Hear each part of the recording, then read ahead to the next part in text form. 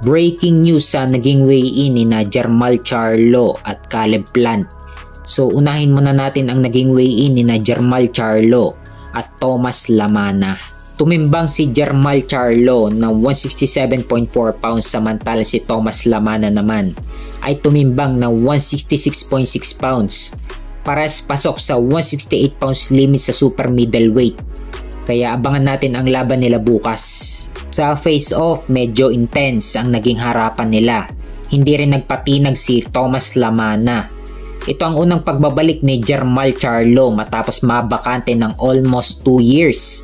Huling laban niya pa noong November of 2023, laban kay Jose Benavides Jr. kung saan panalo dito si Jermall Charlo via unanimous decision. Kung mapapansin kasi sa last 2 fights ni Jermall Charlo, bumabalik siya sa boxing every 2 years. Nung laban niya kay Juan Montiel noong 2021 pa, at nagbalik ulit siya sa boxing taong 2023, laban naman kay Jose Benavides Jr. At ngayon magbabalik ulit siya sa boxing matapos mabakante ng almost 2 years. Ngayong 2025 naman, laban naman kay Tomas Lamana. So abangan natin ang laban nila bukas, araw ng Linggo sa Pilipinas.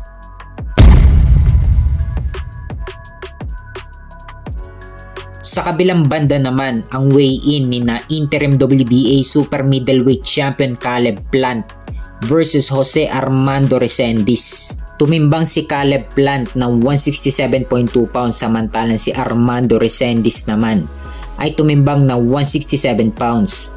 Pares pasok sa 168 pounds limit sa super middleweight. Kaya abangan natin ang laban nila bukas. Sa face-off, mapapansin na nakangiti lang si Armando Resendiz. Iningitian lang ni Armando Resendiz si Caleb Plant. Pero si Caleb Plant sinusubukan inisin itong si Armando Resendiz. So hawak ni Caleb Plant ang interim WBA sa super middleweight.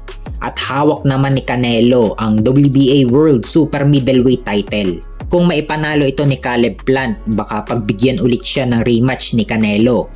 Pero may paparating na laban si Canelo sa September 13, laban kay Terence Crawford.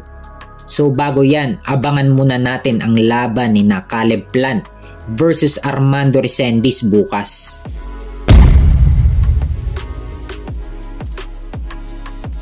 Sa kabilang banda naman, kasado na ang laban ni na Sander Zayas versus George Garcia Perez sa July 26 sa New York City, USA.